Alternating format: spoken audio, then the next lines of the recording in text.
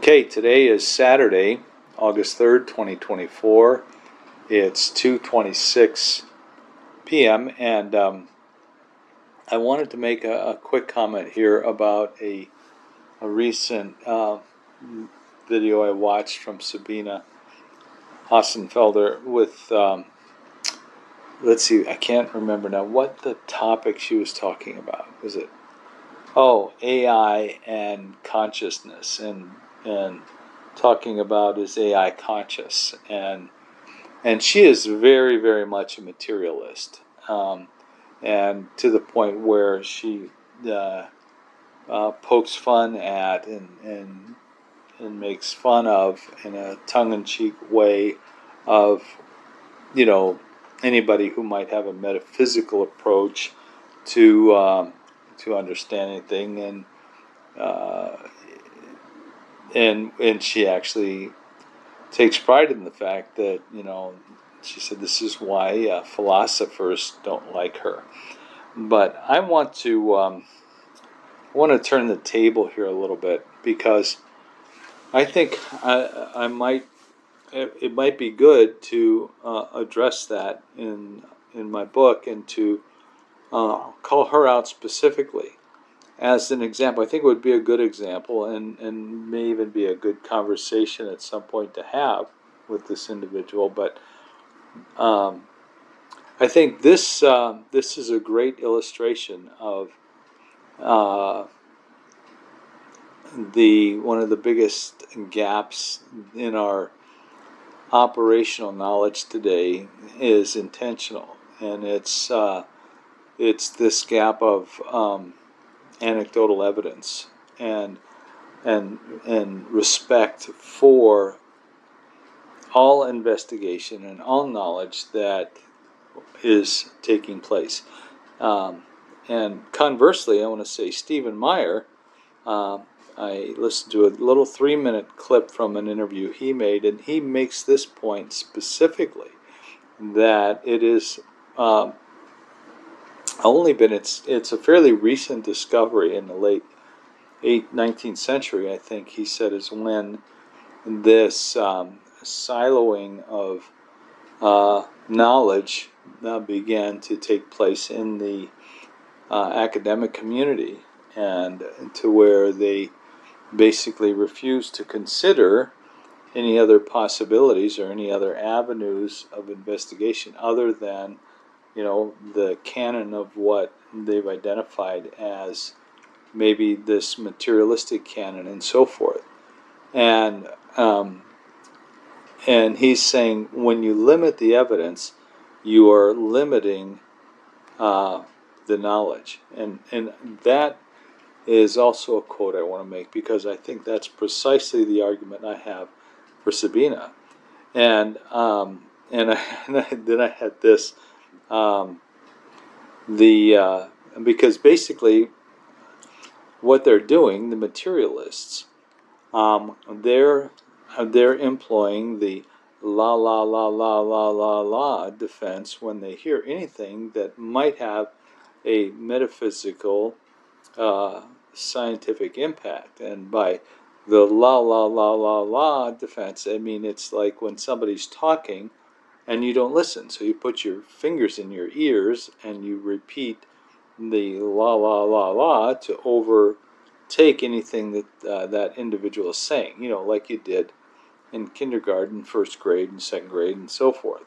That I think is a powerful illustration to demonstrate both the intentionality, well, not both, but to demonstrate the intentionality of this limiting of information, the manner and method in which this is executed. It's by simply ignoring any other input around, and also I think it's a valid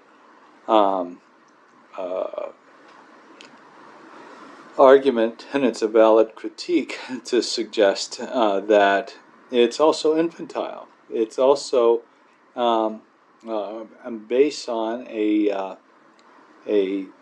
preferred ignorance, that this is all I want to know. I don't want to know anything more. I don't want to consider anything else. And I think that is a weakness. And I think because all that would have to happen would be the expansion. Take the blinders off. Open the door to the backyard and look around and see what's out there, and just stop pretending that it doesn't exist.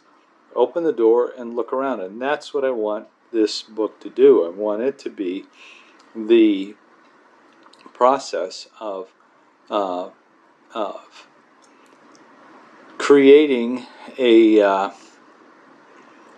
force of nature that will open the door, because I don't think that scientists are going to open the door voluntarily, but if the wind blows it in, through popular opinion and through the obvious reality that there's more knowledge out there than they're taking into consideration, and now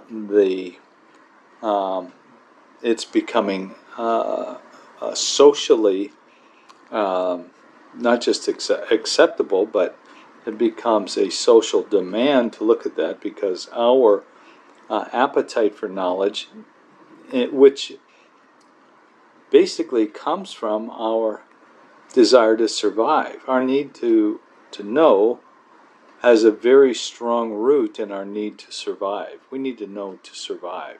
We need to get understanding so that we can survive. It's our survival instinct, and so it's actually counterproductive. This limitation of knowledge is counterproductive and doesn't promote our welfare, because it's limiting the potential for growth and potential for survival and knowledge of our world, that as time goes on, as things change, as the circumstances change, we need to be open to all of the knowledge that we can possibly assimilate. And I think that that opens the door to understanding, to begin to consider intellectually what's going on in this metaphysical realm. And we'll talk about it like that. That it needs to be an intelligent conversation. It needs to be looked at and considered, and not just a faith-based and again la way, or straw man in a way, and calling it religion, and then moving on from there. But because the using the basis of results and the anecdotal evidence and the history of humanity, and the preponderance of evidence that's there that promotes this idea, I think it's time for a reawakening and a rethinking, as Dr. Noble said, of science in this regard. So, yeah, this is my little note to SabinaHassenfelder about the LaLaDefense. So anyway, that's all on that. I think that'll be good. Thank you.